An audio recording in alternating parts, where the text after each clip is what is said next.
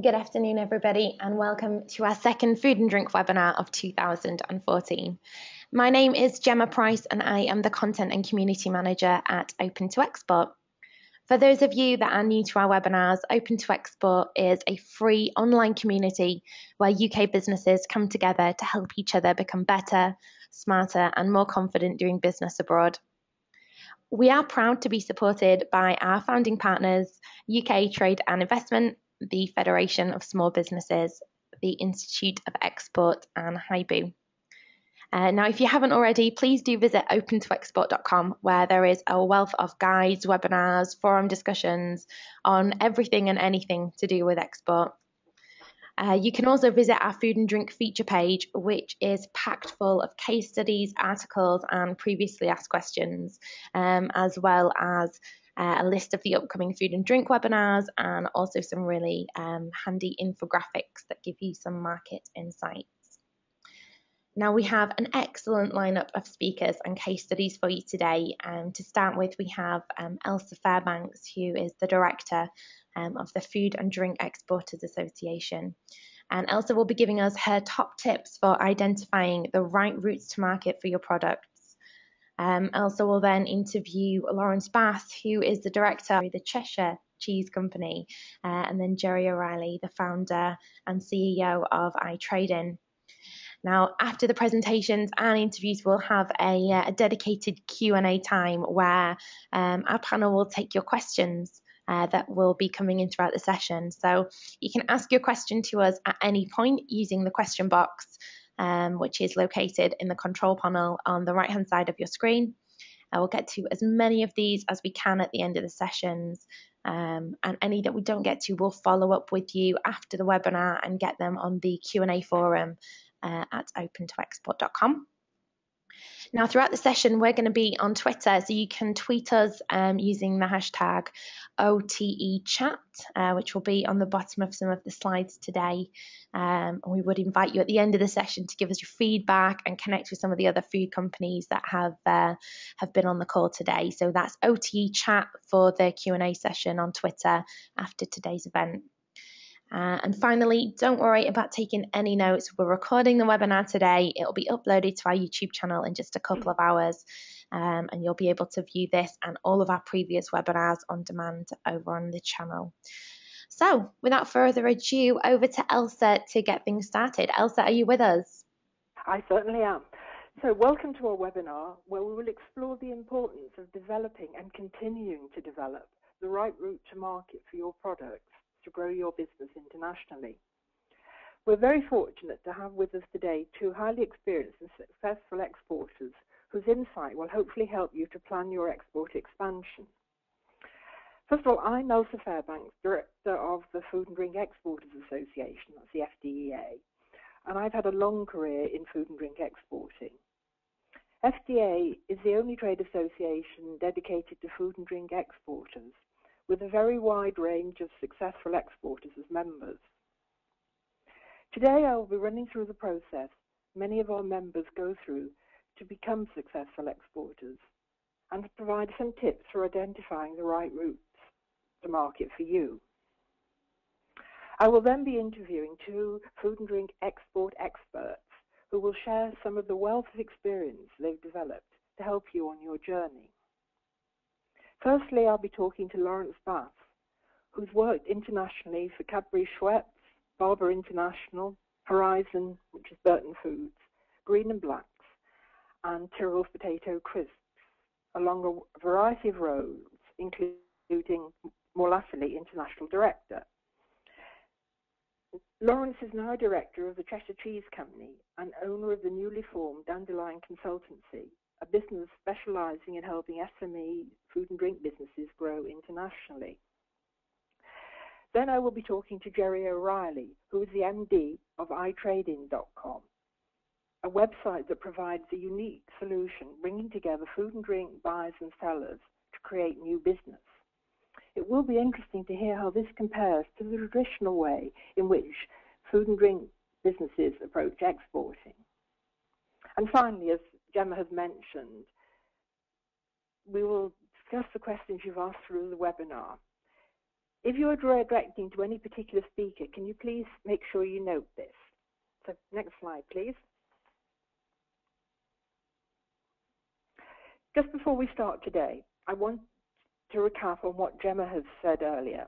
There is a wealth of food and drink resources available on the Open to Export website, and there will be more coming online in the autumn, which we'll keep you informed of. Some of the information provided today is also available in the 10 Steps to Export Success Export Guide, which the FDA produced in partnership with our colleagues at the Food and Drink Federation. Next slide, please, Emma. So, your export plan.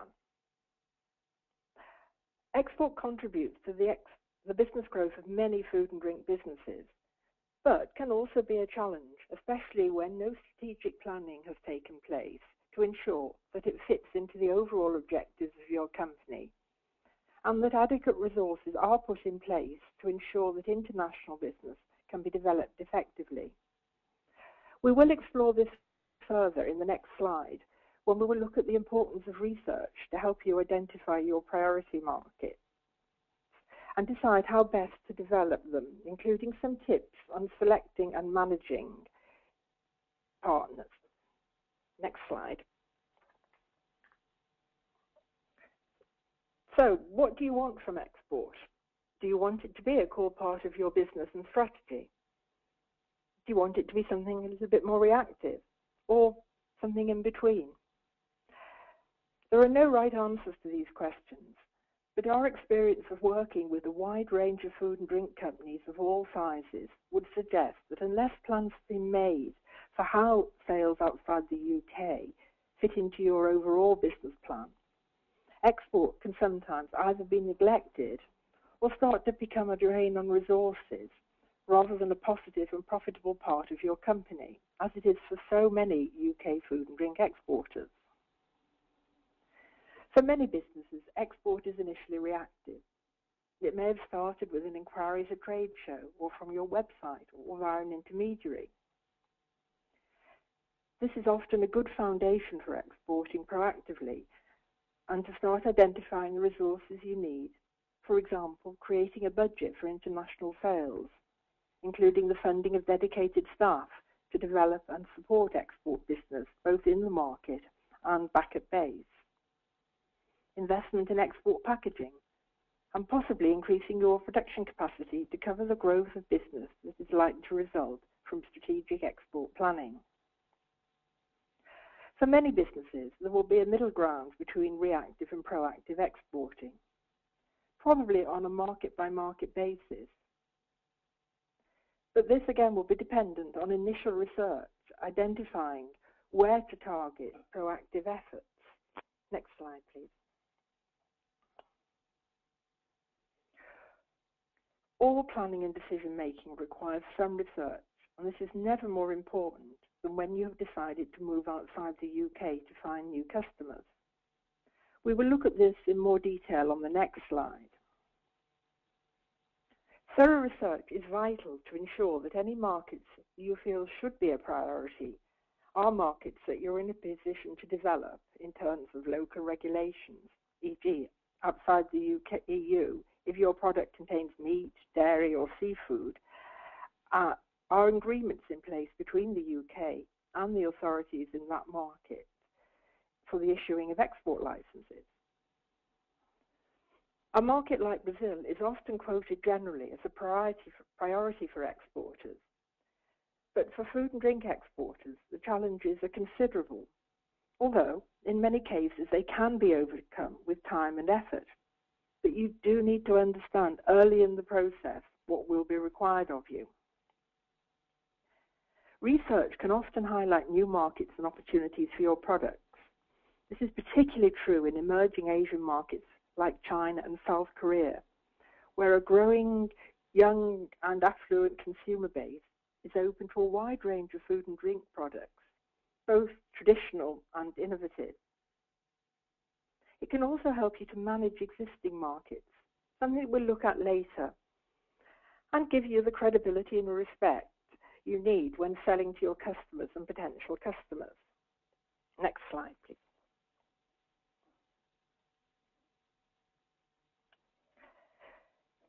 With a vast number of markets and customers open to you, if you want to take control of this, rather than wait until potential customers fill your inbox with inquiries, it will help you to have your own priorities established by some strategic research. It will not be possible for most food and drink businesses to effectively manage more than a small number of markets in a proactive way. In other words, investing resources, both financial and manpower, to develop the markets in the same way that you would your domestic market. However, it does not mean that other markets need to be ignored and may be developed differently in the short to medium term. Although, as already mentioned, it is important to regularly monitor trends to ensure that you're not missing out on opportunities, especially in this rapidly changing world. You may find, for example, that trends which perhaps have moved on here in the UK are only just starting to emerge elsewhere in the world, thus extending the life of your products. We discussed barriers earlier. A good example is organic products, a trend that is growing in many markets around the world. So on the face of it, a real opportunity for company in this category. But, for example, in China and South Korea, where the demand is great, the need for compliance with local organic certification standards comes with a price and effort. So you really need to be aware what you need to do to take advantage of this kind of opportunity. Next slide, please.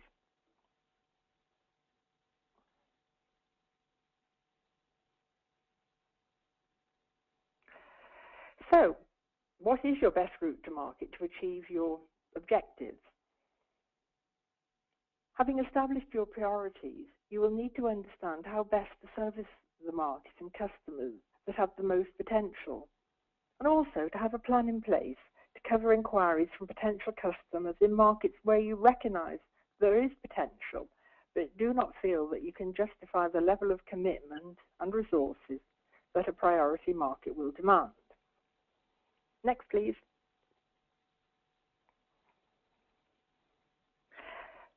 This slide illustrates very broadly the classic routes to market that you can go through in relation to the degree of control and the degree of risk that you want when working in a market.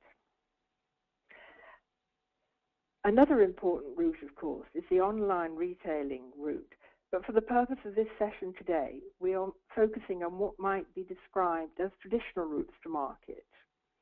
Although our conversation with Gerry will explore how iTrading fits into this. I'm not going to go through each option in detail now, but to give you a flavour of the possibilities. The green routes are indirect ways of exporting. You may even be engaged in some of these without realising it.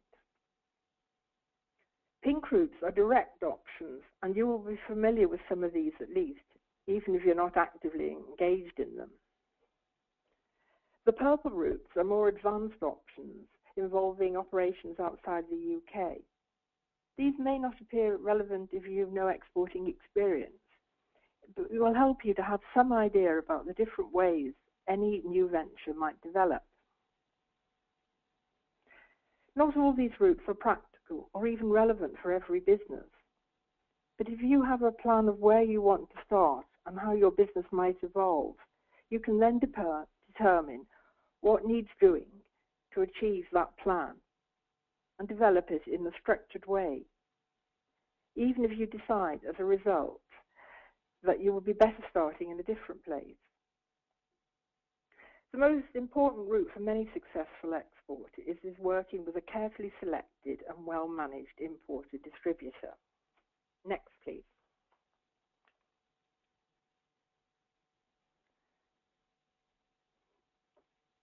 Choosing and managing in-market partners. This is such an important part of the whole exporting process. Next. You may be thinking, easier said than done. How do I find these customers? This is one of the most frequent questions we are asked by companies starting on their export journey. Thankfully, there are many ways to research in-market partners Government bodies like UKTI, Invest Northern Ireland, Scottish Enterprise and the Welsh Government offer a whole range of services. Trade fairs will always be an important starting point and continuing process for companies involved in international sales. Trade associations like the FDA and our equivalent, the Beer and Pub Association for companies involved with alcohol, can help you. Also, fellow exporters. The food and drink export community tends to be a very generous and sharing one, and it's well worth finding opportunities to network with, if not competitors, certainly people in similar fields to yourself. Chambers of commerce can be particularly useful, especially in Europe, where they have quite an established range of services that can help you find local importers and distributors. It may sound obvious to talk about internet research, but there is just so much information out there. Simple questions, looking at sort of, say, Canada, where can I find British products? And that will often lead you to the names of some importers. Also, while you're undertaking your research, perhaps you've identified end users, food and retail customers.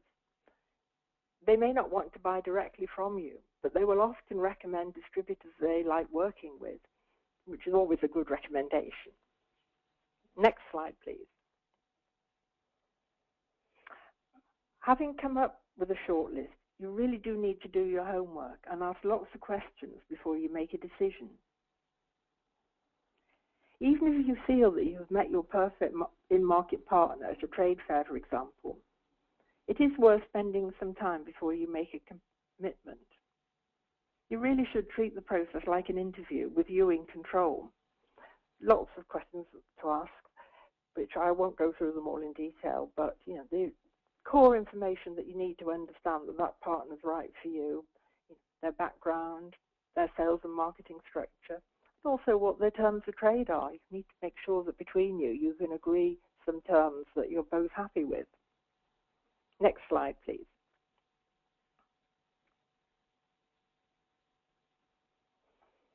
Having done your research and made your decision, at the risk of stating the obvious, it is important to keep reviewing the situation, that this partner is the best possible organization to achieve your long-term goals, and also cope with what is proving to be a rapidly changing world. You should keep in really close and regular contact, including market visits. Try to engage with as large a part of their management team as possible, not just maybe the marketing manager, whoever your initial contact is, but try and work with their sales force. Have a dialogue with their logistics people, just so that between you can really make things work well for your product. Have mutually agreed annual targets. Decide how you're going to manage priority accounts. Understand how best to use PR and marketing support, how you can link what you're already doing in the UK with what they're doing, and regularly review products. Also, really important, review your performance as a supplier and be prepared to listen. Perhaps sometimes you might not like what you hear, but it will help you to understand why things haven't been working as you hoped they would. And most important of all, develop a mutual loyalty and trust and sort of what will be a long-term relationship. Next, please. So to summarize this, be thorough with your selection. Mistakes can be costly and waste valuable time. Research your target markets and how they work for your products. Profile your ideal partner. Research your options and make a short list. Ask the right questions and take up references. Keep in contact with your local partners and develop mutual loyalty and trust. We'll now discuss this with Laurence Bass and Gerry O'Reilly. Okay, so is Laurence on the line now, please? I'm here, Elsa. Excellent. Hi. Hello, Laurence. Hi, Right, Elsa. well, would you like to sort of tell us how, we've talked about the importance of having a wider an export plan as part of a wider business plan. Would you like to share your experiences, how this worked in the different companies that you worked with? Sure. I think as a start, and this probably won't come as a shock to anybody on the webinar that's worked with me in the past, I don't really like the term export. I prefer to use the term international, simply because it has, I think, bigger connotations. It's something that you've sat down, you've thought about, you've mapped out strategically, rather than being, as you said before, reactive. Export to me has sort of connotations of sticking a language label on packs going down a line on a Friday afternoon. Now that's obviously, it may well be a good starting point, but it's not really where you want to end up. And I think the ideal for most companies, maybe not all, but most I would guess, is to have another domestic market in scale, resource, and of course I guess share and profitability.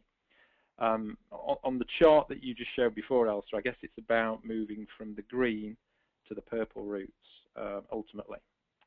So the starting point for me on planning is to fully understand what are your motives and objectives for starting to do business internationally. What are the company objectives? You know, is it that the board have said we need to start exporting to take away our reliance on UK grocery malts? In other words, spread our risk. Is it that the business owners, for whatever reason, they want to develop a second or a third key market? Is it simply maybe to boost sales and profits? Is it for PR purposes and kudos? Has the UK, the domestic market, become too difficult, too competitive, too reliant on promotional spend to make any money? Too much power in the hands of a few key retailers? Or maybe you see a range filling a gap or a need status that doesn't really exist in the UK or hasn't yet been fully exploited. So, for instance, at Tyrrell's, we had some high growth targets, and really the only way of achieving these were to significantly grow our international footprint. And the 3-year plan that we developed there would be at least having international at least a third of our total business, for a number of the reasons that I outlined before.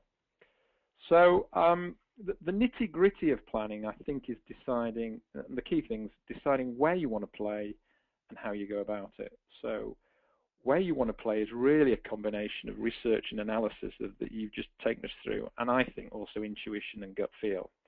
So if you've got a high-end organic chocolate or a hand-cooked premium crisp, a little easy research will tell you that the key consumption markets are Northern Europe and North America. It doesn't have to be in-depth Nielsen reports or IRI reports. There's so much data now that you can pick up on the net about market size and key players and competitors and trends. It's pretty easy to get the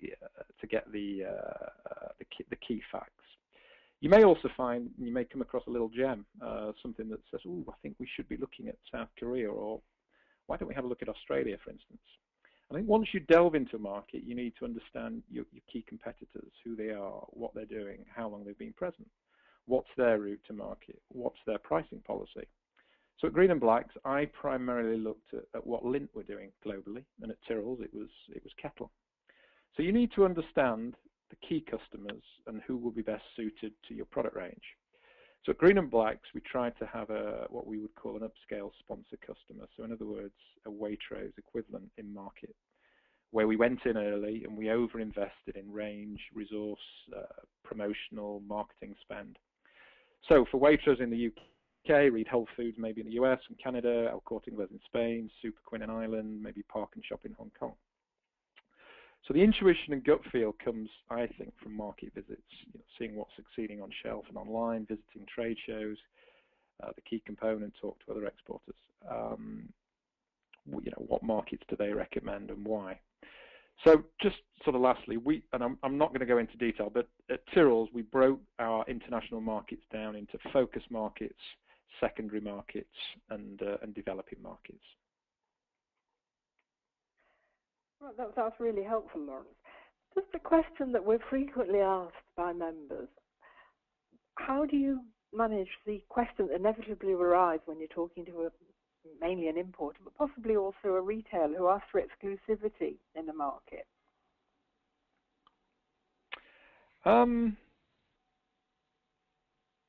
So the question is it about retail exclusivity or distributor exclusivity? Because obviously they're two different things. I mean, in selecting a new partner, I would say that it's as important to select the right partner, if not more important than selecting the right market. I think having the wrong partner in a key market is more frustrating than having the best partner in the world in a secondary market. So, again, just covering a bit of ground. My starting point here is go and visit, go and see which products are prominent, and understand what the route to market they're using. As you said in your presentation, if it's a non-competitive products, other exporters will only be too happy to let you know how they operate if they have a distributor in a market, how long they've worked with them, what are their strengths and weaknesses, do they pay on time, how do they communicate. So the company website will tell you a little, but it'll only tell you so much, and obviously it's slanted in one way. So you have to get out there and visit the operation. And I'd say before visiting them at their office, I'd try and get out by yourself, go and see some stores alone rather than a guided tour, and check out what the distribution is like, the brands that they carry. So that's totally, it's totally different to a stage managed store tour that you might go on later in a relationship. And then I would have that checklist, and it's similar to what you had up before, Elsa, in terms of my starting point is, do I get on with a distributor? Is there a cultural fit there? Do we share the same goals and ambitions? You're going to be working with them, so you have to be able to get on with them. How do they shape up resource-wise? So in terms of people, in sales and marketing, in finance, in warehousing and logistics. What other brands do they carry? How do they stack up financially? Are they losing money? Do they pay on time? You can do a simple Dun & Bradstreet report on this. How do they communicate? I see this as very important. I tend to use a template to report on, let's say, monthly sales, by product, by customer. And obviously, very, very important, can we hit an acceptable price point? You should have an idea of the price point that you want to hit in a market, and does the value chain between yourself and the importer distributor stack up? Is it profitable for you and for them? If it's not profitable for both of you, you're going to have to revisit. That's the key. You'll probably have an acceptable margin that you won't go below, and this is where you're going to get into discussions on currency and terms. Currency risk will pretty much depend upon the company's view and the board's view on how they want to approach this. But if it's a long-term and a strategic partner, you may want to seriously think about invoicing in the local currency and taking some cover. Some markets, for instance, probably the US, you would have to invoice in local currency. So I say at this stage, if you're happy and you want to take it to the next stage, then it's worth getting into the legals and the whole formal agreement and partnership. Just on the question, really specifically on exclusivity, I'm in favour of market exclusivity through an agreement in most cases. There may be instances where you can demark channels. One distributor takes food service, one would take retail, or one takes drugstores and convenience, or the other grocery. But it's not easy in practice, and it does require a key three-way arrangement between all the parties. Regarding customer exclusivity, retailer exclusivity, it really depends, I think, on the situation, the channel, and the time.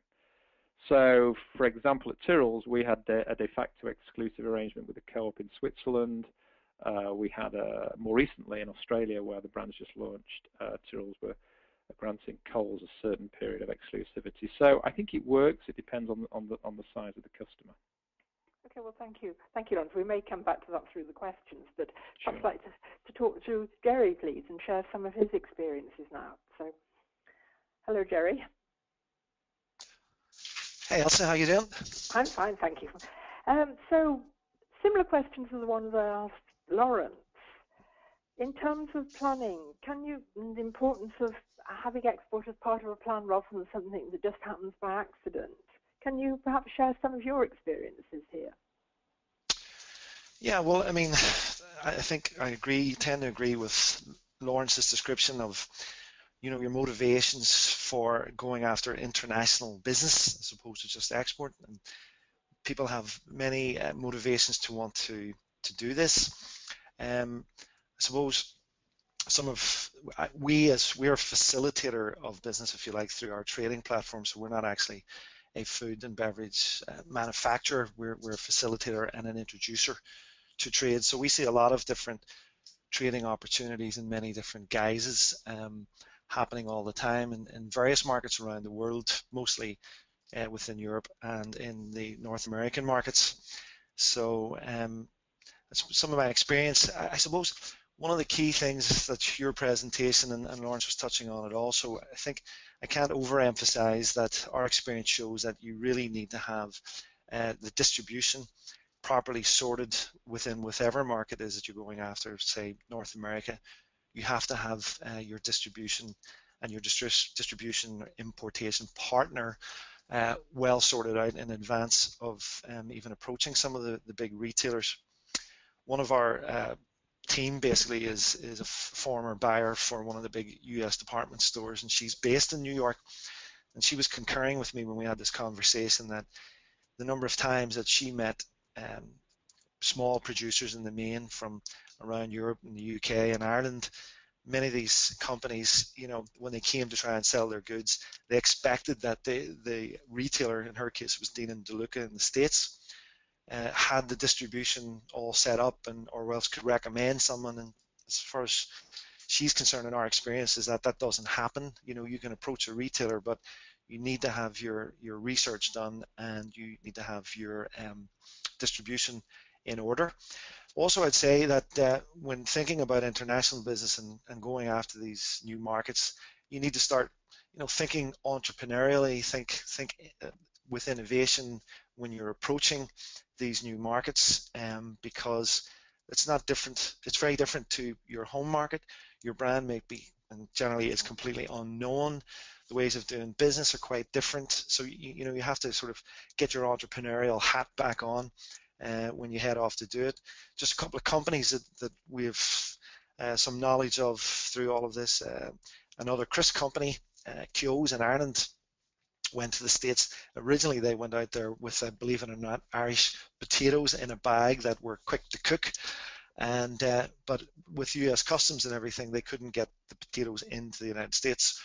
But of course, when they put their entrepreneurial hat on, and they started to turn those potatoes into crisps called Keogh's, and they went back to the States and were very successful, and are very successful with their crisps.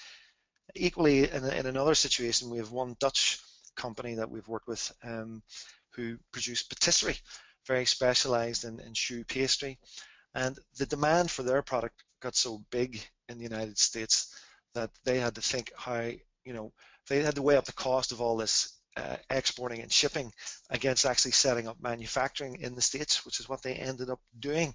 So, from a small entrant to someone who ended up being a big or reasonable size manufacturer in the States, there's all sorts of experiences that can come to you when you go internationally.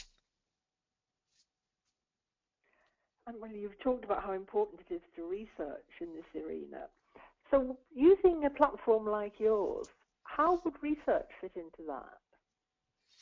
Well, our experience initially, we have been in food and drink brokering for years, and so we also have a lot of experience of trade fairs and attending face-to-face meetings in international markets. And we find that so much of this is so costly for especially small producers of food and beverage that there must be another, maybe more efficient way. And that's why we came up with the iTrade-in concept, was really just to kind of verify the opportunities that are out there internationally by using an online platform. We are one of some, but it's basically it's a filter process where you can go online and you can connect up with business opportunities without having to leave your desk. So from that point of view, it's very inexpensive. And of course, technology is forming such a part of all of our worlds with the advent of Facebook and Twitter and all of these social media networks or social networks, that technology is starting to come into the whole food and beverage industry. And so why not use it to your advantage? So, trading platforms is another way of an early stage checking out new markets and new opportunities. Would you say there was a difference between perhaps launching a branded product on the market and maybe if you're working in commodities or supplying sort of ingredients, for example, for the food industry, would that perhaps be an easier route using something like yourselves to find new customers? Absolutely. I mean, the whole object of our platform is that we go to the buyers wherever they may be, and we ask them what it is they're looking for in terms of product.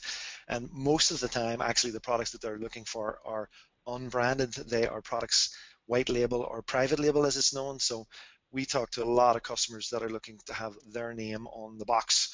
And so for producers in the UK, I would say there are many opportunities to produce for customers in international markets under the customer's label, and it takes away a lot of the risk, and also it can be less expensive to do because the customer that you're manufacturing for, they're going to spend the money and the effort to market and advertise their product, and it saves you having to do it. Okay, well, I imagine quite a lot of questions are starting to come in, so maybe this is a good point to hand back to Gemma to pick up some of the questions that hopefully have been coming through.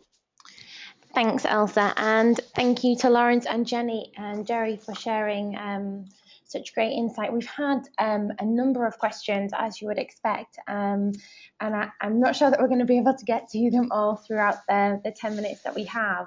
But all the questions that we do receive that we don't get to, we will follow up with offline. So please do keep them coming into us. We will get you an answer. Starting with you, Elsa, if I could, as I know you have vast amounts of experience and expertise in the space. We have an exporter on the line who manufactures locally and sells into the EU on a relatively small reactive scale. And I think that word reactive has really hit a nerve with the audience and has got people talking now. Now, they started the business from scratch. They make all the products themselves. They've had the first inquiry from a consolidation house in France that distributes throughout France and Spain. They want to know what your top tip would be for managing this situation to make sure that they get the best out of it. I think first of all, I would say do your research into who's actually the person that's inquiring. Don't be frightened to ask questions. Ask why they're interested in your product, why they think they can do such a fantastic job for you. Because if they think that, there may be somebody even better out there. So it's always worth using that as the first stage of sort of growing and developing a market. Fantastic. Thank you, Elsa. And Laurence, I know you have lots of experience with dealing with kind of partners and local agents. Do you have any advice for this pickle and jam manufacturer when dealing with this first kind of partner in the EU? You mean they've already selected a partner, Gemma, or they're looking at selecting a partner, or they're looking at exporting the jam and treacle? So from the text on the question, they are reacting to their first inquiry from a potential distributor, non-exclusive, in mainland EU. What would your top tip be for them to get the maximum benefit out of this new relationship? I think very similar to Elsa. Almost have a questionnaire set up ready for them that asks questions about, how big are they, who do they deal with, who their customers are, how many salespeople they have, what are the brands they carry. So, recognize questions that you can put back to them that answer a lot of the questions for you. Which channels are they looking at developing? Is it grocery? Is it health food? Is it high end? So things like that. So, as a starting point, glean as much information about them as you can. That would be my starting point. And if you've got a ready set questionnaire with maybe 7 or 8 questions, you can just fire that to them and get that back pretty quickly. Fantastic, thank you. Going over to Gerry now, if I may. Gerry, we have a British company in Somerset who say that they've been on your site and they're wanting to kind of manage some of the online inquiries they receive via their website and via other channels, and they're asking for your advice on how to manage that whole process. What would your top tips be for that? Okay, thanks, Gemma. What I would say is you need to basically keep any of your online sort of presence completely up to date and current. And so whether it's through your social media, through your Twitter and your Facebook, your own website, or even through us. Basically, you need to be monitoring it very regularly and taking part of your management time to focus on being able to respond to the requests that come in, and use it to your advantage, because it's an inexpensive way of reaching out to potential new business. And even like to go back to that previous question, it's the temptation is always to chase shiny things, as it were. You see these opportunities, and they can be very distracting. But I think, as Laurence was saying, and Elsa, basically, do your research, follow it up, and sort of try and cherry pick the best of these opportunities, because you can't be all things to all people in international markets. Otherwise, you just you get burned out chasing it. Okay, fantastic. Thanks, Gerry. Elsa, I'm going to go back to you for this next one, if that's okay. So we have a company on the line that sends their products overseas via a consolidation house. Now they sell to a UK company, but the sales have reduced slightly. Now they've done a bit of internet research and found out where locally these products were being stocked. They want to know the legalities of then approaching these retailers directly to see if they can try and capture and develop some of these relationships for themselves. Do you have any expertise you could offer in this area? Well, I think it's always important to take control of your export markets, and and perhaps start to have a dialogue with your UK-based consolidator. If that hasn't already taken place, ask them why they feel this has happened. Sort of review the market. We talked about having regular reviews with importers, but I think any customer deserves to have some sort of review, and should, if they're doing the job that they're supposed to be doing, they should expect that anyway. Fantastic, thank you. Just find out what's happening, and by all means, do your research to find out what else could be happening. I don't know what anybody else thinks about that.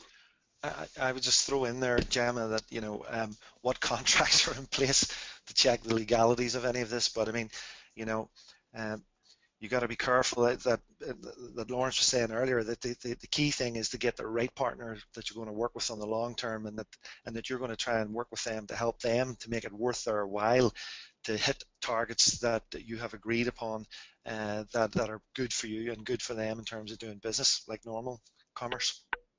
Fantastic. Thank you, Gerry. And I have one last question, because I'm really conscious of the time. So the session may overrun by just a few minutes, but I hope you all can bear with me, because I think this one is a really good one. So this question is actually come in 4 times from different attendees of our webinar today. Now they have their wholesale export price lists, and they want to know if they need to reduce their prices further for their export wholesale price list. So I'd like to start with you, Laurence, if that's okay. What's your advice in this one? Probably 2 bits of advice. One, I'd probably say, if you can, dump your export wholesale price list and try and price according to the market. In other words, try and price backwards from a retail price through a value chain back to an ex-works price.